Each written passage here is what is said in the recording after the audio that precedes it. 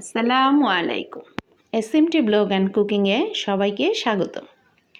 যারা আমার Facebook page থেকে দেখছেন তারা আমার পেজটিকে লাইক ও ফলো দিয়ে পাশে থাকবে। আর যারা আমার ইউটিউব চ্যানেল থেকে দেখছেন তারা আমার চ্যানেলটিকে সাবস্ক্রাইব করে পাশে থাকা বেল আইকনটি বাজিয়ে দিবেন। তাতে করে আমি ভিডিও দেওয়ার সাথে সাথে নোটিফিকেশন আকারে চলে যাবে। আর যারা অলরেডি সাবস্ক্রাইব করেছেন তাদেরকে জানাই অসংখ্য ধন্যবাদ।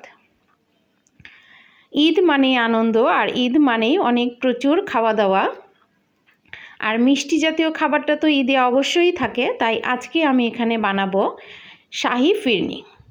আর শাহি ফিরনি বানানোর জন্য এখানে আমি হাফ কাপের মতো পোলার চালটাকে নিয়েছি। আর এই চালটাকে আমি আধা ঘন্টা ভিজিয়ে তারপরে ঝরিয়ে নিয়েছিলাম।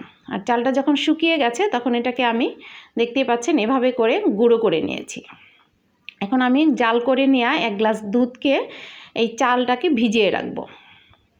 তো দুধটা দিয়ে আমি চালটাকে ভালোভাবে নেড়ে চেড়ে ভিজিয়ে রেখে দিলাম আধা ঘন্টার জন্য। তাতে করে ফিরনিটা কিন্তু খুব দ্রুত হয়ে যাবে। আর এখানে আমি 1 কাপ পরিমাণ মাওয়া নিয়েছি, আর 1 কাপ পরিমাণ বাদাম বাটা নিয়ে নিলাম। এখানে আমি কাজু বাদাম নিয়েছি, আপনারা কাঠবাদাম, চীনা বাদাম যে কোনো বাদাম দিয়েই করতে পারেন। এখন এই দুটাকেও আমি দুধ দিয়ে ভালোভাবে গুলিয়ে রেখে দেব। অল্প একটু ফুড কালার দিচ্ছি, এটা আপনারা স্কিপও করতে পারেন, চাইলে দিতেও পারেন, নাও দিতে পারেন, শুধুমাত্র একটু কালারের জন্য, আর কিছুই না। তো এটাকেও আমি গুলিয়ে রেখে দিলাম। এখন আমি রান্নার প্রিপারেশনে চলে এসেছি। এখানে আমি 4 কেজি দুধ নিয়ে নিয়েছি। দুধটা আমার আগে থেকেই জাল করা ছিল। এখন আমি এটাকে আবারও ফুটিয়ে নিলাম। দুধটা যখন ভালোভাবে ফুটে উঠেছে তখন আমি সেই ভিজিয়ে রাখা চালটাকে এর মধ্যে দিয়ে দিলাম। চালটা এভাবে গুঁড়ো করে নিলেই ফিরনিটা কিন্তু খেতে বেশ ভালো লাগে। এখানে আমি 2 টুকরা দারচিনি আর 2টা এলাচ দানা দিয়ে দিচ্ছি।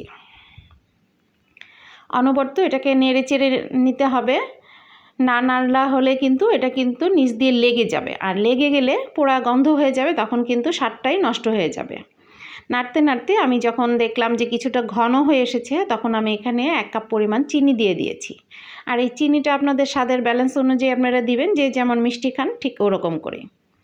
আর সেই মাওয়া আর বাদামটা গুলিয়ে নিয়েছিলাম যে, সেটাকেও এখন আমি এর মধ্যে দিয়ে দিলাম। এখন কিন্তু অনবরত নাড়তে হবে। এই তো এখন যখন আরও একটু ঘন হয়ে গেছে তখন আমি এর মধ্যে 2 টেবিল চামচ পরিমাণ ঘি দিয়ে দিলাম, আর 1 চা চামচ পরিমাণ কেওড়া জল দিয়ে দিলাম। তো দেখতেই পাচ্ছেন ফিরনিটা কতটাই ঘন হয়ে গেছে। আর এটা নামানোর পর কিন্তু আরও বেশ ঘন হয়ে যাবে। যখন ঠান্ডা হবে তখন কিন্তু অনেকটাই ঘন হয়ে যাবে।